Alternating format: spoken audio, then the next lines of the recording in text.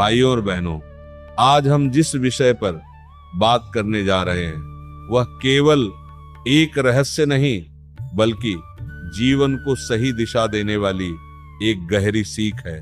कहा जाता है कि शव जलाने से पहले आत्मा रोती क्यों है, इसका अर्थ डर पैदा करना नहीं है बल्कि चेतना को जगाना है। शास्त्रों और संतों के अनुभव बताते हैं कि आत्मा शरीर छोड़ने के बाद तुरंत मुक्त नहीं हो जाती। वह अपने ही संस्कारों, विचारों और कर्मों के बंधन में कुछ समय तक रहती है। शरीर से आत्मा का अलग होना उतना ही कठिन होता है जितना किसी प्रिय वस्तु का छूट जाना। जिस शरीर में वर्षों तक रही, उसी शरीर से अलग होने की पीड़ा को ही आत्मा का रोना कहा गया है। ये रोना आवाज का नहीं बल्कि अनुभूति का होता है, जैसे मन के भीतर गहरा कंपन हो रहा हो।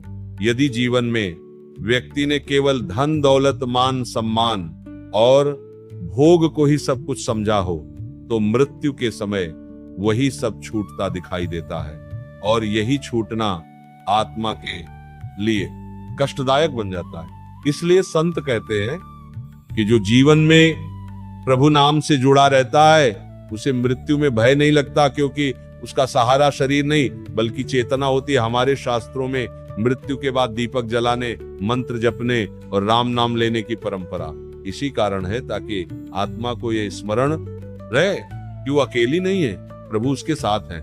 बहुत बार लोग कहते हैं कि मृत्यु के बाद घर में अजीब सी बेचैनी रहती है। इसका कारण यही होता है कि आत्मा अपने पुराने संबंधों से अलग हो रही होती है।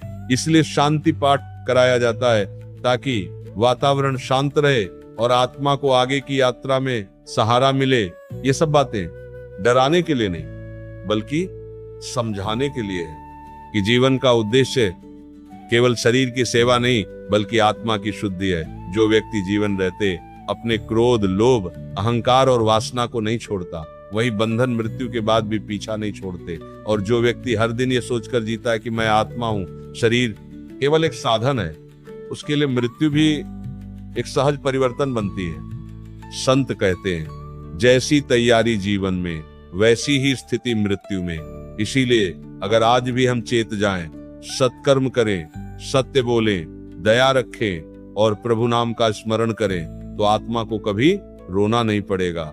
वह शांति से मुस्कुराते हुए आगे बढ़ेगी। इसीलिए ये रहस्य जानकर डरने की नहीं बल्कि जीवन सुधारने की जरूरत है।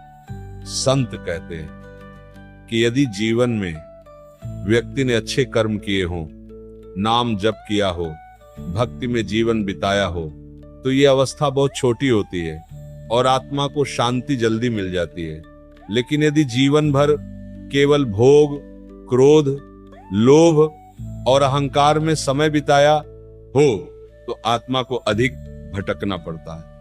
इसी कारण हमारे शास्त्रों में मृत्यु के बाद दीपक जलाने, मंत्र पढ़ने और राम नाम लेने की परंपरा है। ये सब आत्मा को दिशा देने के लिए होता है ताकि वह भयभीत न हो और शांति से अपनी आगे की यात्रा तय कर सके। बहुत लोग पूछते हैं कि क्या सच में आत्मा आसपास रहती है? तो संत कहते हैं आत्मा भौतिक आंखों से नहीं दिखती लेकिन उसकी अनुभूति हो सकती है, खासकर उन लोगों को जिनका मन बहुत संवेदनशील होता है। इसलिए घर में मृत्यु के बाद शांति पाठ किया जाता है। ऊंची आवाज में रोना चिल्लाना मना किया जाता है क्योंकि इससे आत्मा और अधिक विचलित हो सकती है। ये सब डराने के लिए नहीं बल्कि समझाने के लिए है कि जीवन केवल शरीर तक सीमित नहीं है, मृत्यु अंत नहीं है बल्कि एक परिवर्तन है। और यदि हम जीवन रहते राम नाम का स्मरण करें, सत्कर्म करें, दूसरों को दुख न दें तो मृत्यु भी उत्सव बन जाती है। आत्मा को रोना नहीं पड़ता, आत्मा मुस्कुराते हुए आगे बढ़ जाती है। इसलिए संत कहते हैं कि मृत्यु से डरने की जरूरत नहीं है। डरना है तो गलत जीवन से डरिए, क्योंकि जैसा जीवन वैसी ही मृत्यु और जैसी मृत्यु वैसी ही आगे की यात्रा। इसीलिए हर दिन को ऐसे जियो कि अगर आज अंतिम दिन हो तो आत्मा को कोई पीड़ा ना हो, कोई पछतावा ना हो, बस शांति हो, राम नाम हो और प्रभु की गोद हो। धन्यवाद अंत तक देखने के लिए।